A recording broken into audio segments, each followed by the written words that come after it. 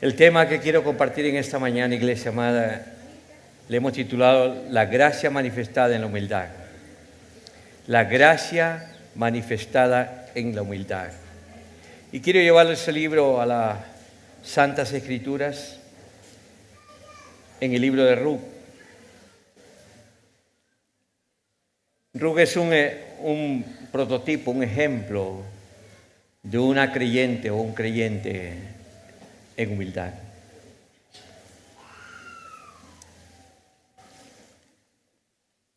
Queremos a todos los pequeñitos, por favor, los niños, tenemos una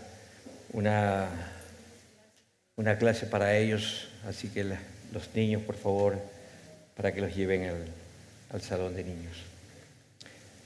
Libro de Ruth, capítulo 2, es el tema que vamos a estudiar en esta mañana. Pero quiero, para tener un poco de trasfondo del mensaje, vamos a ver el capítulo 1, vamos a leer unos 3 versículos nada más, para tener como trasfondo y antecedente, antetexto de lo que vamos a hablar en esta mañana. Verso 15 del capítulo 1 de Ruth. Y dijo Noemí: he aquí tu cuñada se ha vuelto a su pueblo y a sus dioses. Vuélvete tras ella. Vuélvete tras ella. Noemí insistiéndole a Ruth que se vuelva a su parentela. ¿Pero qué respondió Ruth? Verso 16. Ruth respondió: no me ruegues que te deje y me aparte de ti, porque a donde quiera que tú fueres, iré yo, y donde quiera que vivieres, viviré yo. Tu pueblo será mi pueblo y tu Dios mi Dios. Donde tú murieres, moriré yo, y allí seré sepultada. Así me haga Jehová, y aún me añada, que solo la muerte hará separación entre nosotras dos. ¿Qué pasó? Verso 18. Y viendo Noemí que estaba tan resuelta a ir con ella, no dijo más. Gracias, Jesús. Este día yo quiero hablar sobre la gracia que Ruth recibió por ser una persona humilde. Ruth era una mujer moabita. Y esta mujer moabita, en lo natural, no tenía nada a su favor. Era una viuda, era pobre y era sin hijos. Luego de que su esposo murió, dice la palabra que Ruth se quedó con su suegra Noemí. Ruth dejó a su familia para seguir a Noemí, quien determinó regresar a su ciudad natal, a la tierra de Belén. Pero lo interesante que podemos ver en Ruth es que hizo del Dios de su suegra Noemí, lo hizo el Dios de Abraham, el Dios de Isaac, el Dios de Israel, lo hizo su Dios. Lo hizo su Dios. Qué glorioso esto. Vemos en la palabra que ella lo abandonó todo por buscar refugio en el Dios de Israel. Lo abandonó todo. No pensó en nada su trasfondo, no pensó en nada lo que estaba pasando, pero ella determinó ir en pos del Dios de Noemí, el Dios de Israel. Bendito sea el Señor. Ella determinó buscar refugio en el Dios Todopoderoso. Y para poder hablar de la humildad de Ruth, yo quiero dar algunas definiciones de lo que es humildad y de lo que no es humildad. Porque, hermanos, la palabra humildad está muy entendida, tergiversada, confundida, pero veamos algunos conceptos, lo que no es la humildad. Porque el mundo define la humildad como el hablar con suavidad. A veces la gente aparenta ser humilde y habla despacito. Habla con la cabeza cabizbaja, como que avergonzados. Camina con la cabeza inclinada muchas veces. Se agacha, hermanos, para hablar. Se presenta ante la gente con una actitud de víctima. Víctima. Con una actitud de como que no tiene nada. Porque aparenta vivir en calamidad. Una persona sin valor. Se desprecia a sí mismo. Se considera inferior a los demás. Y eso para el mundo es humildad. Y esto no tiene nada que ver con la verdadera humildad. Nada que ver. Y yo me atrevería a decir con todo el respeto, a veces las religiones marcan a la persona. Y las personas desarrollan conceptos equivocados de algo. Y a veces la gente tiene ese concepto porque arrastramos en la religión esa falsa humildad. Pero veamos lo que sí es humildad. Según el diccionario, la humildad es una actitud que consiste en reconocer nuestras limitaciones y debilidades. Así lo dice el diccionario. Humildad es reconocer nuestras limitaciones y nuestras debilidades. Entonces, cuando reconocemos, actuamos de acuerdo a ese reconocimiento. Y no está mal esta definición, porque una persona humilde es una persona que reconoce sus limitaciones, que reconoce sus debilidades y no tiene nada en qué apoyarse, humanamente hablando. Es decir, no confía en sí mismo, sino que depende de alguien superior para recibir las respuestas a sus problemas o a sus inquietudes. Bíblicamente hablando, porque aquí estamos entre el pueblo de Dios. ¿Cuántos son pueblo de Dios aquí? Bíblicamente hablando, de manera más clara para definir y conocer la humildad, es ver en quién está enfocada la persona. Bíblicamente hablando, es conocer y definir humildad viendo en quién está enfocada la persona. Y partiendo de esta apreciación, hermanos, iglesia amada, la verdadera humildad tiene que ver con el estar ocupado y enfocado en una persona. Vean, estar enfocado ¿en quién? En Cristo Jesús. Y no estar enfocado en uno mismo. Es poner nuestra confianza en Dios. Cuando una persona está ocupada en sí mismo, eso podría definirse como orgullo. Una persona que se enfoca en sí es orgullosa. Una persona que está enfocada en sí misma es arrogante. Es orgullosa y se cree autosuficiente.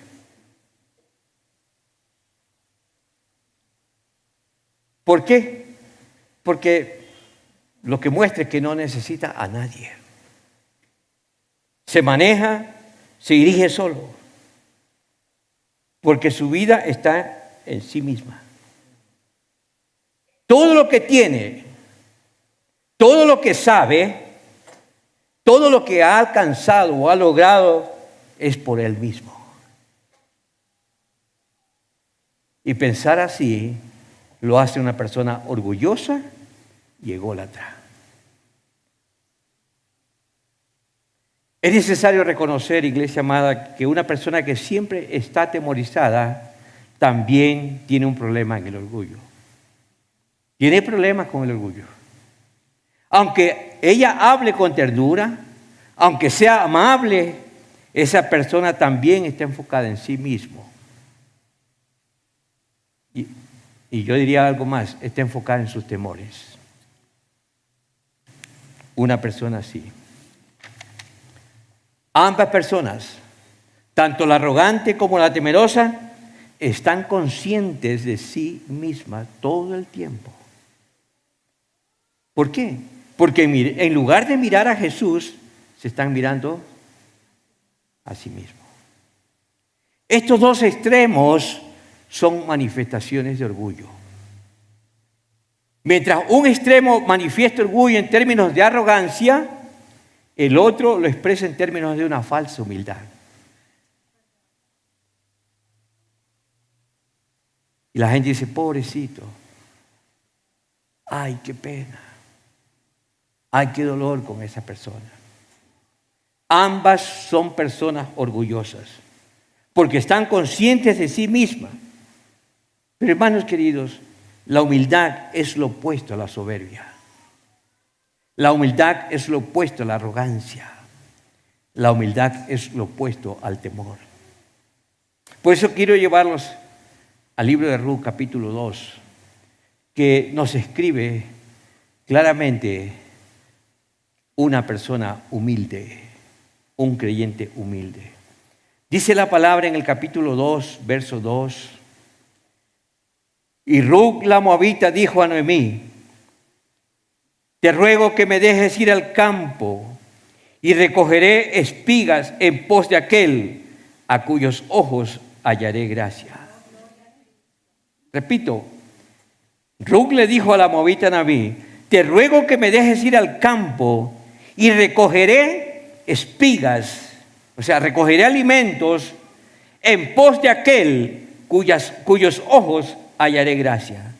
Y Noemí le dijo, ve, hija mía, ándate. Por la manera como Ruth se dirige a su suegra, vemos su humildad, vemos su total dependencia ¿de quién? Del favor de Dios. Ruth confiaba en que Dios le daría favor a pesar de ser una mujer extraña, porque era moabita, no era judía, era una mujer extraña. Y además, Ruth confiaba en que Dios le diera favor porque no conocía a nadie en el campo. Es más, ella ni siquiera sabía en qué campo podría recoger el alimento. Pero Ruth, ¿qué declaró? Recogeré espigas, recogeré alimento. Al decir ella esto, ella reconoce su lugar y su condición delante de Dios. Y algo más, y no lucha contra el orden y el diseño de Dios. En otras palabras, Ruth no forzó para nada las circunstancias. Ella solo se dejó llevar por la divina providencia. Ella dijo, a sus ojos hallaré gracia. ¿Cómo se llama esto, iglesia? Humildad. Eso es humildad. Escúcheme esto. Cuando un hombre o una mujer están verdaderamente humillados y no se dan el lujo de tomar para sí ninguna clase de alabanza y autoridad, creyendo solamente en lo que Dios dispone, yo quiero decirte, iglesia, no habrá límites para lo que Dios tenga que hacer con nuestras vidas. Dios se va a glorificar. Bendito sea el Señor para siempre. Bendito sea el Señor. Dios no tendrá límites. Esto nos da una gran enseñanza, iglesia amada.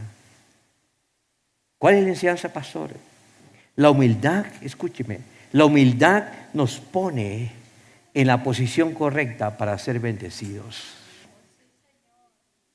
Repito, la humildad nos pone en el lugar correcto para ser bendecidos. La humildad nos pone en el lugar correcto para ser ministrados por Dios con toda gracia. La humildad nos hace actos para vivir en armonía con aquellos a los que nos relacionamos cada día. Y aquí vemos que Ruth comenzó recogiendo espigas atrás de los segadores, atrás de los que estaban cosechando.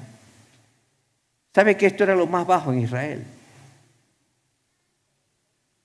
Era lo más bajo. Pero aquí vemos que Ruth comenzó recogiendo espigas atrás de los cosechadores. Pero ¿cómo vemos el resultado? Ella recibió con humildad todo. Iglesia amada, si tenemos el corazón de Ruth, su actitud de fe, su actitud de humildad, entonces seremos llevados a los campos de nuestro vos, que se llama Jesucristo.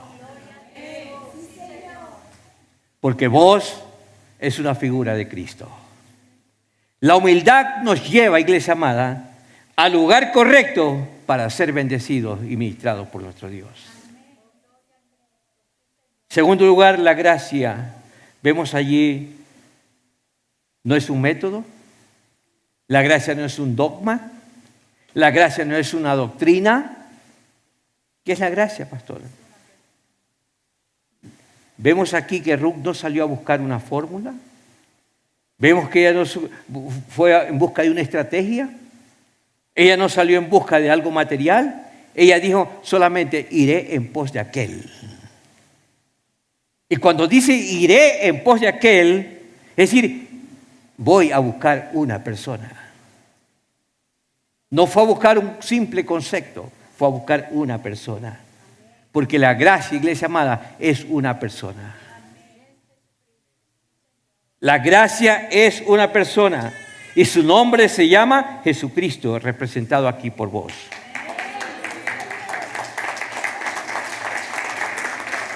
Y aquí vemos a Jesús dándole gracia a una mujer, a una creyente.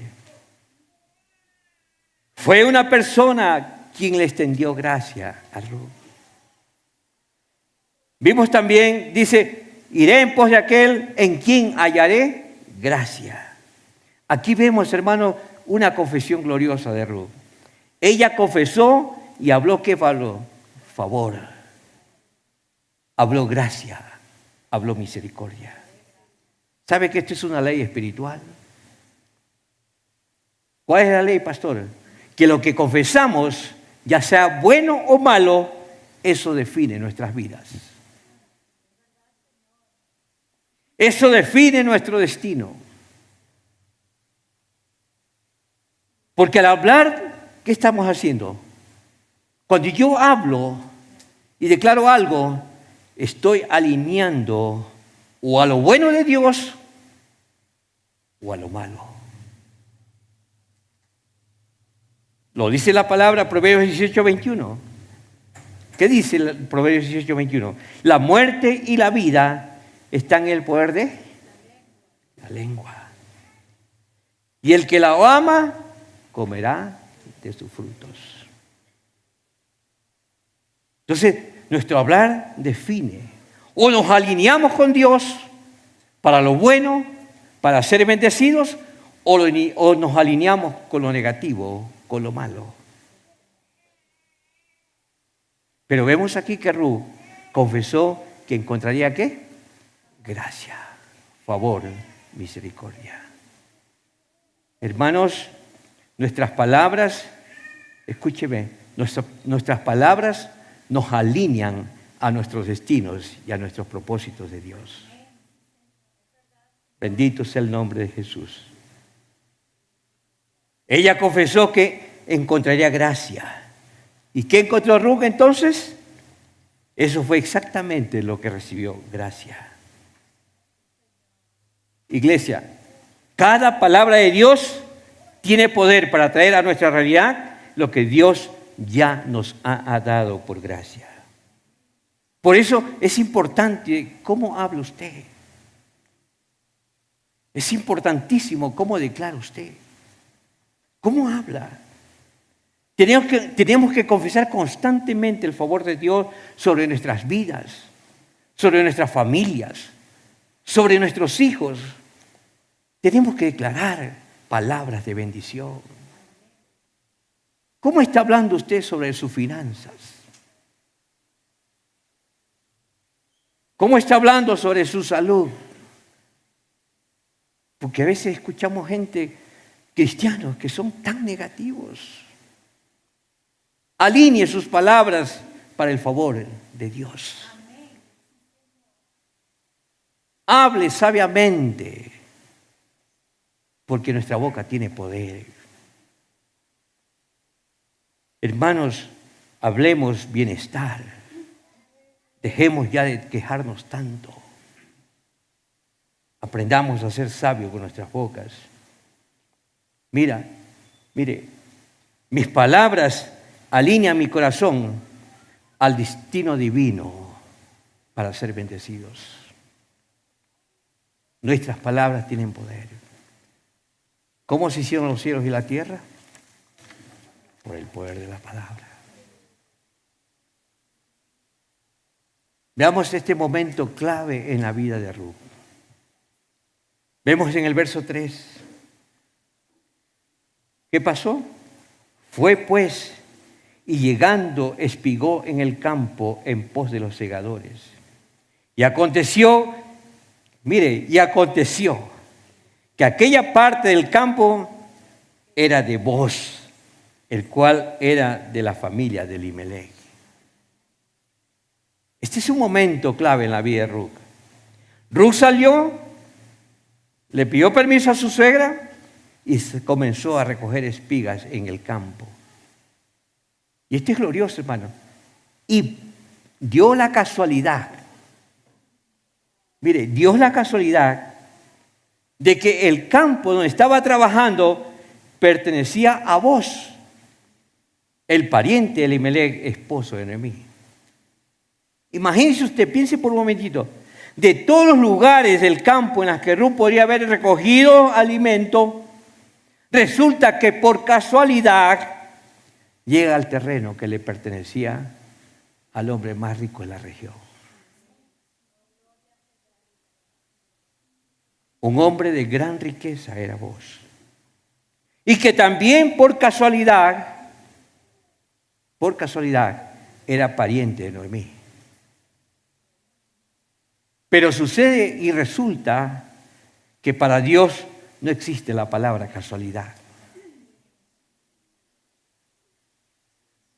En el diccionario de Dios siempre existen propósitos. No hay casualidades en Dios, iglesia. Sáquese el concepto de su vocabulario la palabra casualidad. No, en Dios hay propósitos. Lo que es casualidad según nosotros y el mundo, para Dios significa estar justamente en el lugar correcto y en el momento correcto. La humildad, iglesia amada, nos lleva y nos coloca a sus propósitos y sus planes divinos. Jeremías 29:11, ¿qué declara la palabra? Porque yo sé los pensamientos que tengo acerca de ustedes. ¿Cuáles son esos pensamientos divinos? Pensamientos de bienestar y no de mal. Bendito sea el nombre de Jesús. Entonces, para Dios significa estar en el lugar correcto y en el momento correcto. Porque en la agenda de Dios, iglesia amada, no hay casualidades. No, nada sucede por casualidad. Porque el que conoce todo y sabe todo, Él sabe ubicarte en el lugar correcto y en el tiempo correcto. Las bendiciones divinas llegan por el favor inmerecido de Jesús. Y esas bendiciones divinas están más allá de la capacidad para obtenerlas por medio de planes, de estrategias pensadas cuidadosamente. Ahora, con esto no me malentienda. Es bueno hacer planes. Es necesario hacer planes. Es bueno hacer proyectos. Porque si no se los hace, dice la palabra que muchas veces es insensatez. Pero si los planes fallan, no deberíamos estresarnos. No deberíamos ponernos nerviosos cuando no sean las cosas como creemos y consideramos que son mejores. ¿Qué tal si el propósito de Dios es cambiarlas? Porque muchas veces la necesidad nos lleva a hacer las cosas como creemos que están correctas. Por eso, iglesia amada, no dependamos tanto de los planes. Porque muchas veces tantos planes podemos cometer el error de olvidarnos de hacer un lugar para que el inmerecido favor de Dios actúe y se manifieste en nuestras vidas. Lo dice Proverbios capítulo 16, verso 9. Es del hombre hacer planes. Proverbios 16:9. Es del hombre hacer planes. ¿Pero qué es Pero de Jehová es enderezar sus pasos. En otras palabras, solamente Él determina lo que es correcto y lo que es mejor para nosotros. En el nuevo pacto de la gracia con Jesús, que fue hecho por su sangre, Dios promete guiarnos hacia sus verdaderos propósitos para con nosotros. Y lo dice el salmista en el Salmo 25. Mire lo que declara el salmista. Veamos unos versículos ahí. Salmo 25. Mire lo que declaró el salmista. Verso 4. Muéstrame, oh Jehová, tus caminos. Enséñame tus sendas, dice el salmista. Encamíname en tu verdad y enséñame, porque tú eres el Dios de mi salvación. En ti he esperado todo el día. Acuérdate, Jehová, de tus piedades y de tus misericordias que son perpetuas. Mire, de los pecados de mi juventud y de mis rebeliones no te acuerdes. Conforme a tu misericordia, acuérdate de mí por tu bondad, oh Jehová. Bueno y recto es Jehová, por tanto, mire lo que dice. Él enseñará a los pecadores el camino. Él enseñará a los humildes, encaminará a los humildes por el juicio. Y Él es el que enseña a los mansos su carrera. Todas las sendas de Jehová, ¿cuáles son? Misericordia y verdad para los que guardan su pacto y sus testimonios. Entonces, hermanos, Dios es el que nos guía, nos dirige a los propósitos gloriosos. Volvamos a Ruth. ¿Qué pasó? Hay un reporte que los segadores le dan a Booz. Verso 5. Y Booz dijo a su criado, el mayordomo de los segadores, ¿de quién es esta joven? Y el criado mayordomo de los segadores respondió, dijo, es la joven moabita que volvió con Noemí de los campos de Moab. Y ha dicho, te ruego que me dejes recoger y juntar tras los segadores entre las gavillas. Entró pues y está desde la mañana hasta ahora sin descansar ni aún por un momento. Mire, ¿qué pasó? Entonces Booz dijo a Ruth, oye, mi hija mía, no vayas a espigar otro campo ni pases de aquí y aquí estarás junto a mis criadas. Mira bien el campo que sieguen y síguelas, porque yo he mandado a los criados que no te molesten. Y cuando tengas sed, ve a las vasijas, y bebe del agua que sacan los criados. Vemos, hermanos, que aquí Booz se enteró de la buena obra que Ruth había hecho con su suegra Noemí por medio del mayordomo. El mayordomo aquí representa al Espíritu Santo. El Espíritu Santo es quien da testimonio de las maravillas de Jesús a nuestras vidas. Y el Espíritu Santo siempre da un buen reporte de nosotros. El Espíritu Santo es el que siempre está dando un buen reporte aquí. Y aquí el mayordomo dio un buen reporte de Ruth. Y así mismo lo hace con nosotros. Así como el Padre ve a Cristo santo y perfecto, así también nos ve a nosotros porque nos ve a través de Jesús. Ese es el reporte que da el Espíritu Santo en nosotros. Pastor, ¿y cuál es el reporte que da? Pues el reporte que el Espíritu Santo da es que somos hijos amados, somos redimidos, somos su especial tesoro, somos un pueblo de reyes y sacerdotes, somos un pueblo bendecido, que hemos sido lavados por su sangre.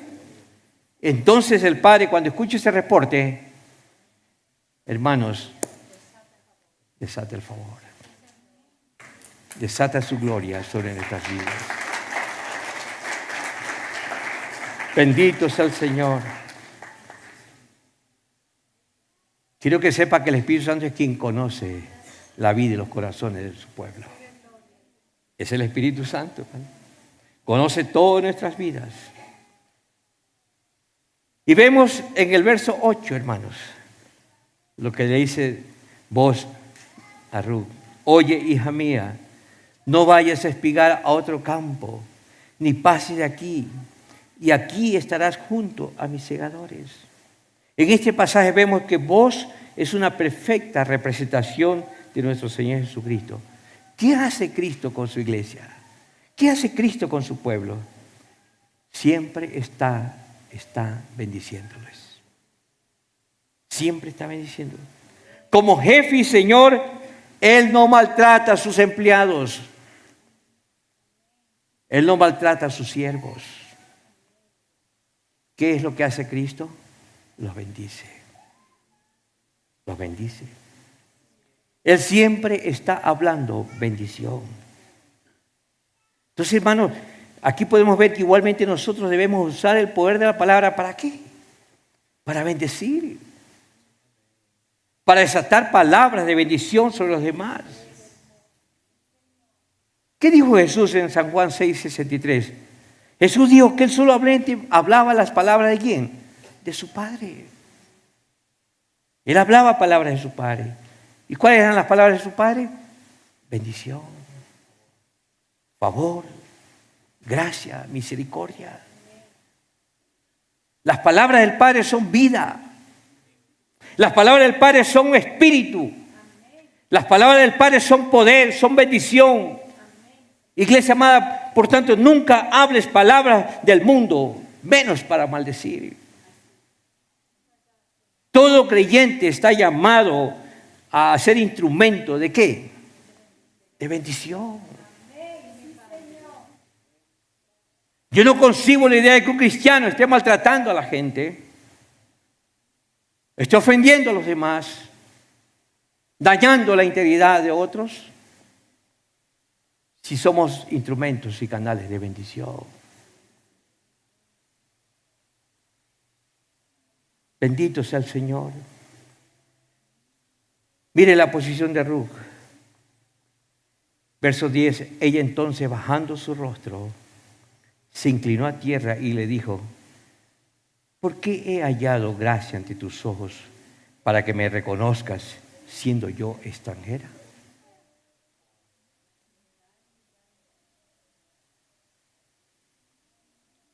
La posición de Ruth, ¿cuál fue? Bajar su rostro a tierra. Y literalmente es una actitud de adoración y de humillación. Iglesia amada, escúcheme. No se puede tener un encuentro con Jesús sin tener un espíritu de adoración. No concibo la idea que usted pueda tener un encuentro con Jesús y humildemente, como lo hizo Ruth, humillarse y adorarle. Si el maestro, Filipenses, el apóstol Pablo dice en Filipenses capítulo 2, versos 5 al 11, Jesús también se humilló a sí mismo, siendo el creador de todo, siendo el Dios verdadero, pero dice la palabra que Él se humilló hasta lo sumo. Y por haberse humillado, Dios le exaltó hasta lo más alto. Dios lo exaltó a lo más alto, Padre. Porque, hermanos, la humildad que atrae la presencia y el favor de Dios es la verdad. Santiago, el apóstol Santiago dijo en el capítulo 4, verso 6, Dios resiste a los soberbios. ¿Pero qué? Pero da gracia a los humildes. Dios resiste al altivo, pero da gracia al humilde. Y el verso 12 es glorioso. Una vez que tiene ese diálogo ahí con vos, mire lo que le dice vos. Jehová, verso 12, recompense tu obra y tu remuneración sea cumplida de parte de Jehová, Dios de Israel, bajo cuyas alas has venido a refugiarte. La humilde Ruth se refugia bajo las alas ¿de quién? Del Dios Todopoderoso. Vemos a Ruth aquí refugiándose en el Señor.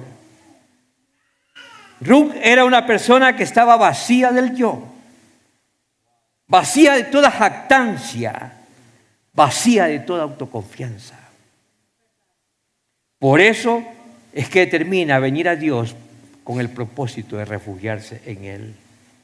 Y como no tiene orgullo, ¿verdad? No tiene orgullo en su corazón, entonces está preparada, está lista para recibir de Dios todo su favor. Iglesia, porque entre más recibimos de su favor, más seremos exaltados. La humildad trae el poder exaltador de Dios a nuestras vidas. Una persona humilde aprende y sabe refugiarse siempre bajo las alas del Señor. Mientras que el orgulloso, ¿cuál es la actitud del orgulloso?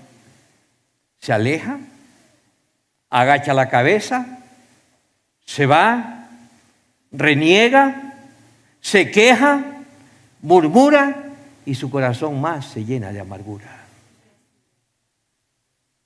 Más se llena de amargura. Mire lo que declara el verso 13. Ella dijo: Señor mío, halle yo gracia delante de tus ojos. ¿Por qué?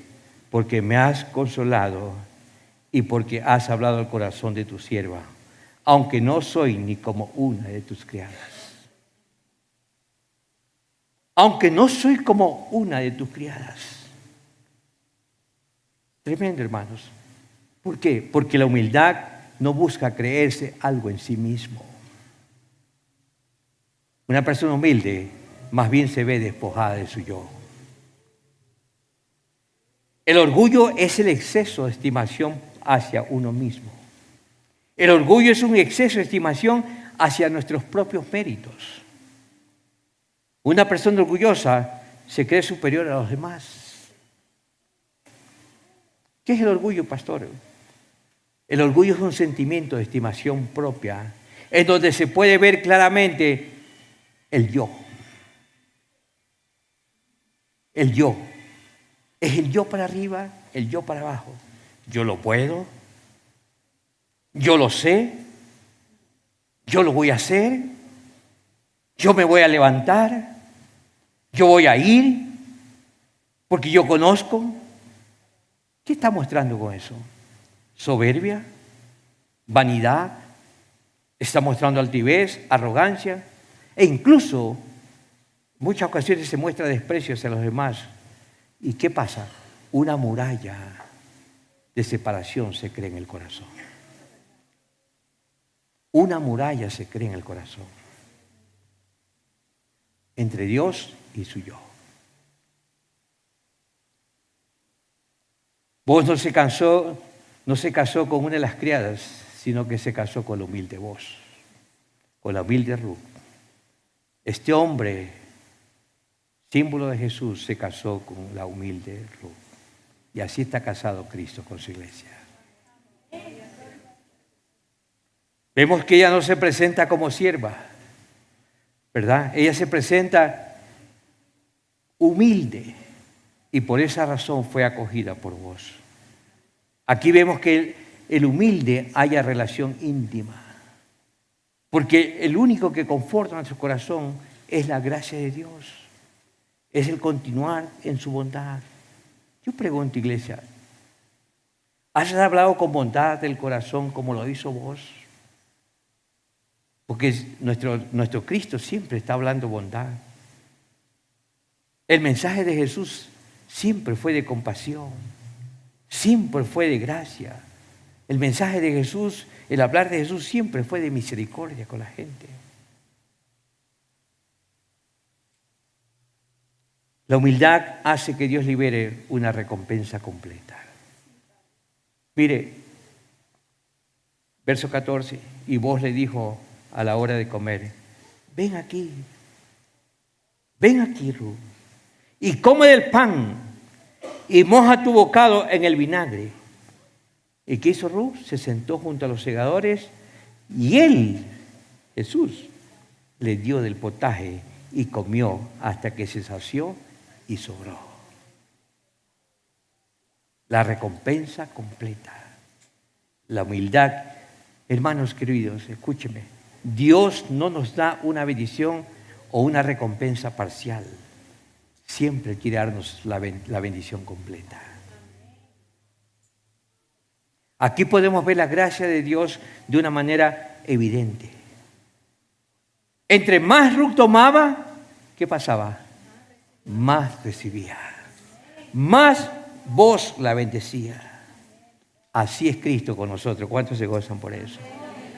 Entre más tomamos de su riqueza espiritual, Él más nos va a dar. Más nos da, más suelta su favor sobre su iglesia, sobre sus hijos.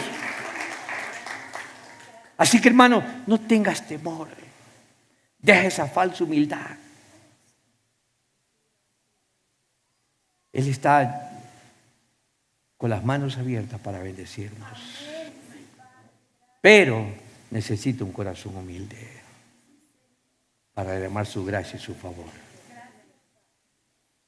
Entre más tomamos de Él, Él más nos va a dar. Por eso no tenga temor de seguir recibiendo de su gracia.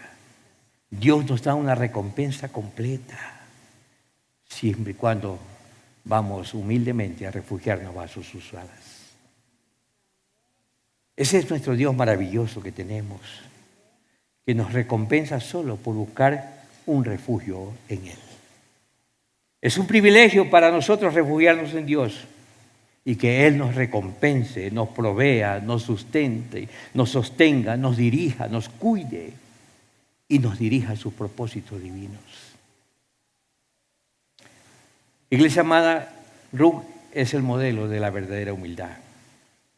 Ella era una mujer totalmente vacía de jactancia, vacía de soberbia, de confianza en sus propias fuerzas, en sus logros.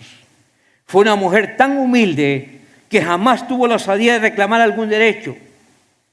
Su corazón confiaba totalmente en la gracia del Señor. En otras palabras, ella cambió las riquezas temporales por las riquezas eternas. Allí está el secreto, iglesia amada, de esta mujer. Cuando Dios trató con Ruth y con su suegra Noemí, ellas cambiaron la perspectiva de sus vidas. Comenzaron a ver las riquezas de Dios como las más valiosas. Por eso encontraron bendición y su vida dio un giro de 180 grados. Sus vidas cambiaron. Regresando de Moab, pobres, abandonadas, pero acá su vida cambió radicalmente por un espíritu de humildad. Aquí podemos ver en el verso 1 del capítulo 1, verso 20, cómo ella vaciándose de su yo. Noemí pedía que le llamaran Mara, y Mara la palabra significa amargura, porque decía, en grande amargura Dios me ha puesto. Pero no eran así las cosas. Estas mujeres, Ruth y Noemí, a causa de la pobreza en la que vivían, no podían comprar granos. Por lo que tanto Ruth tenía que salir al campo a desarrollar la ardua tarea de recoger lo que los segadores dejaban según lo establecía la ley. Levítico 23:22 declara la palabra que la ley decía que cuando se estaba cosechando, los segadores tenían que dejar algo para los pobres y para los extranjeros. O sea, no podían recoger todo el grano, tenían que ir dejando algo para que ellos puedan recoger y sustentar a los pobres. Hermanos, cuando usamos la gracia de Dios, Él nos recompensa con mayor gracia. ¿Cómo fue que Dios protegió, proveyó y dirigió a esta joven llamada Ruth? Si usted estudia bien el libro de Ruth en su casa, vemos la poderosa restauración de Dios sobre su vida.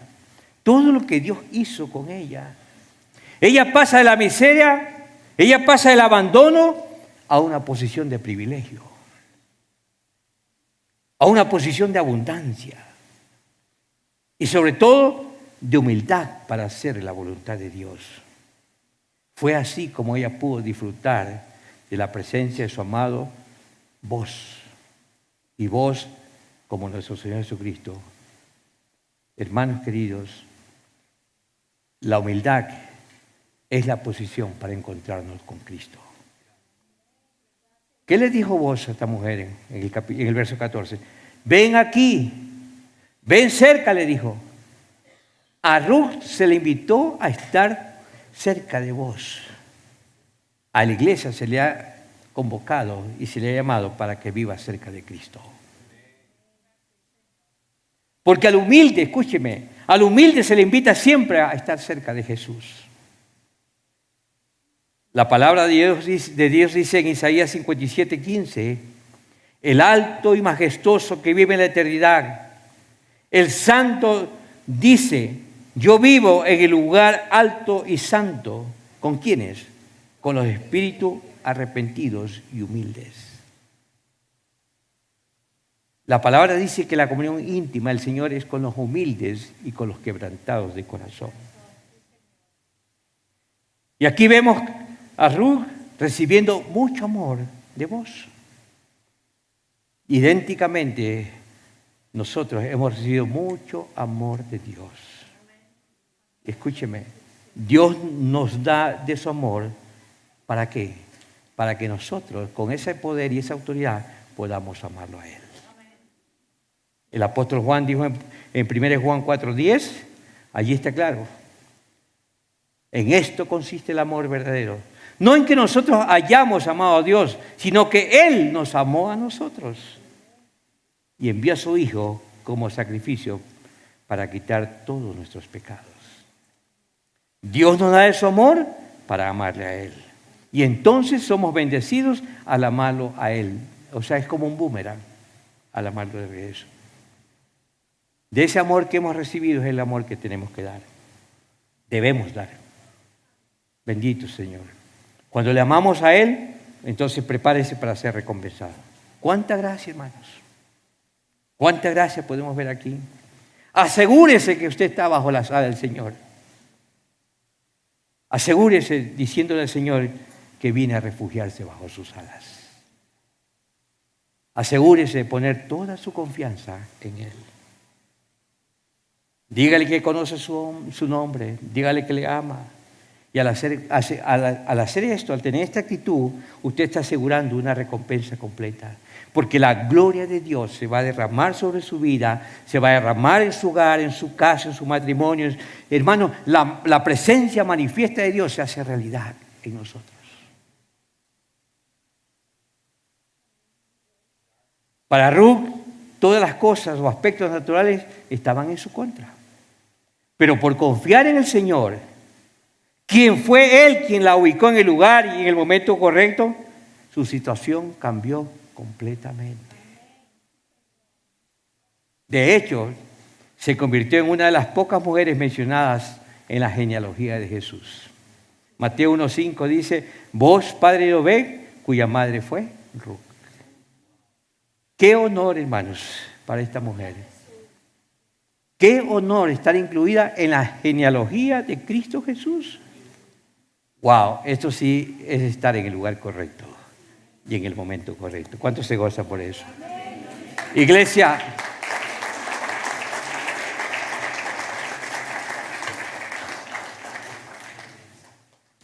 quiero terminar con esto. La verdadera humildad consiste en estar centrados y ocupados en Cristo. Y cuando esto sucede, esa persona estará llena de su favor. Porque esa persona sabe que sin el favor de Dios, la bendición no será posible. La verdadera humildad y la sumisión están ligadas al temor de Dios. Está ligada al sometimiento a su voluntad. Está ligada a reconocer nuestra pequeñez ante nuestro Creador. Ser humildes es estar inconsciente del yo para comenzar a vivir consciente de Cristo. Ser humilde es vaciarnos del yo para comenzar a llenarnos de otra persona, de Cristo. Hermanos, un creyente humilde no confía en sus fuerzas, sino que confía en las fuerzas y los recursos de Dios. Un creyente humilde nunca está vacío. Deje de cantar canciones vacías. Un creyente humilde nunca está vacío. ¿Por qué? Porque siempre y constantemente está lleno de la presencia, porque está refugiado a las alas del Señor. Está cubierto en la presencia divina de Cristo. Es decir, que su pensar, su hablar, su actuar, su caminar, siempre reflejan el carácter de aquel que mora en abundancia en su vida. Porque la humildad que es Cristo, iglesia amada, habita plenitud en la vida de un creyente. ¿Cuántos dicen amén? La plenitud de Cristo habita en la vida de una persona que ha tomado la decisión de vivir para Él. Cristo mora en abundancia en nuestras vidas. Porque la humildad que es Cristo habita plenitud en nosotros. Por esta razón, Cristo se describió a sí mismo en Mateo 11, verso 29, dice: aprended de mí, que soy manso y humilde de corazón. Cristo se describió a sí mismo como humilde y manso de corazón. Es decir, que Él nunca estuvo lleno de sus pensamientos, lleno de sus deseos independientes de su Padre. Vemos a Jesús siempre que vivió lleno de la dependencia de su Padre. Es más, ni siquiera las palabras de Jesús eran suyas, eran las palabras de su Padre. Las obras que Él hacía no eran de Él, eran del Padre. Iglesia, hermano, no importa en qué circunstancia natural usted pueda estar en contra hoy día, pero yo quiero decirle a animales para que confíen en el favor inmerecido de Dios. Porque Él está presto para darnos gracia. Él está presto para ponernos en el lugar correcto, en el momento exacto para tener su bendición en todas las áreas de nuestras vidas. Tu carrera tiene que estar puesta en las manos del Señor. Jóvenes, tus finanzas, hermano, pónlas en las manos de Dios. Tu familia, pónlas en las manos de Dios. Tu protección, tu seguridad, todas las cosas, ponlas en las manos del Señor. No importa si tienes o no tienes posesiones, experiencia, ¿no? O hayas nacido en una familia pobre, eso, olvídate. Sea lo que sea, sea cual sea tu caso, no dejes de confiar en la abundante gracia de nuestro Dios. Porque Él está presto para cambiar toda situación. Él puede revertir todo, amados. Él va a ubicarte en el lugar correcto, en el momento adecuado, como lo hizo con Ruth. Mantente firme en el Evangelio. Mantente firme en lo que has creído. Porque muchas veces la tendencia natural es volver a los méritos, volver a los esfuerzos propios. Pero vemos en Ruth que comenzó literalmente con nada en lo natural. En lo natural tenía todas las circunstancias en su contra. Sin embargo, como dependió del favor de Dios, el Señor cambió todo por completo en un momento. En un momento. Cuando Jesús, los discípulos dijeron: Señor, no sabemos cómo orar. Y Jesús les enseñó: ¿cuántos saben el Padre Nuestro? ¿Qué Él dijo en Mateo 6? Padre nuestro que estás en los cielos. ¿Qué dijo? Venga tu reino y hágase tu voluntad. Eso fue lo que declaró, hermanos. Nos enseñó el Señor. Hágase tu voluntad. Como en el cielo, así también en la tierra. ¿Qué le estamos diciendo al Señor en esta mañana? Señor, yo renuncio. Para que seas tú el que tome las decisiones en mi corazón. ¿Qué tal si se pone de pie? Yo quiero orar en esta mañana por la iglesia. Queremos invitar a los consejeros al altar, por favor. El grupo de alabanza, esa última alabanza me parece espectacular. ¿Qué tal si dispone su corazón esta mañana? Deme unos minutos. Permítame orar por usted.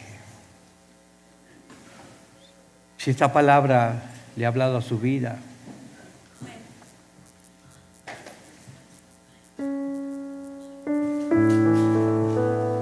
cierre sus ojitos allí. Lo mismo que hizo Dios con Ruth, es lo mismo que Dios puede hacer con nosotros, con cada uno de ustedes. Yo he orado al Señor, he dicho, Señor, en esta mañana yo oro para que, Señor, tú trates con el corazón de tu pueblo, de tu iglesia. Y lo único que abre la puerta de tu bendición sobre nuestras vidas es reconocerte a ti, cobijarnos bajo tus alas, humillarnos en adoración y alabanza, y Dios va a desatar su favor sobre nosotros. Quiero que recapacite esto que le voy a decir.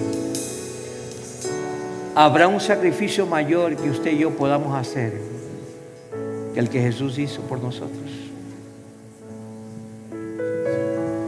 Habrá un sacrificio igual como el que Él hizo por nosotros.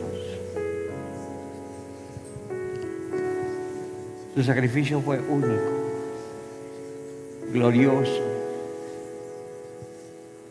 y lo hizo por amor por nosotros. Vladimir, quiero orar por usted. Venga.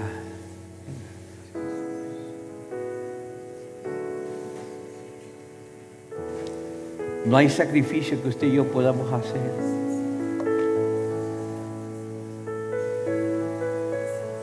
Solo Él lo hizo por nosotros.